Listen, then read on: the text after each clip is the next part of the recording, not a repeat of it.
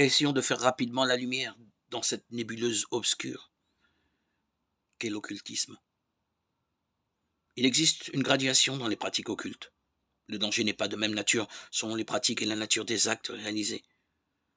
Consulter en passant son horoscope n'a pas de conséquences aussi dramatiques que d'être pris dans les filets d'une secte satanique.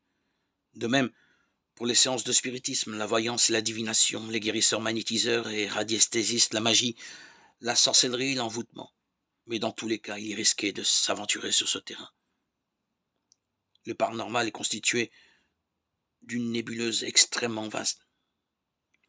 On ne peut nier la réalité de phénomènes paranormaux, c'est-à-dire dont la science officielle, dans l'état actuel de son avancement, ne peut expliquer la cause, tels que la télépathie, le spiritisme, la sorcellerie, la voyance, la lévitation, les fantômes même.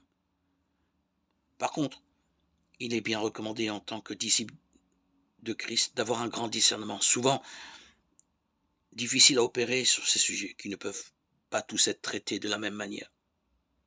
Certains scientifiques, par exemple, s'intéressent à la parapsychologie et essaient d'aller de l'avant dans ce domaine. Nous pouvons respecter leurs recherches, mais lorsqu'il s'agit de pratiques avec invocation d'entités supérieures, il est plutôt recommandé la plus grande prudence. Car alors, nous ne savons pas ce que nous faisons, où nous allons. Nous sommes tous invités à prendre garde de ne pas invoquer des puissances malfaisantes, c'est-à-dire des êtres spirituels ou des démons que nous ne pourrions pas contrôler et dont nous ne pourrions définir l'identité.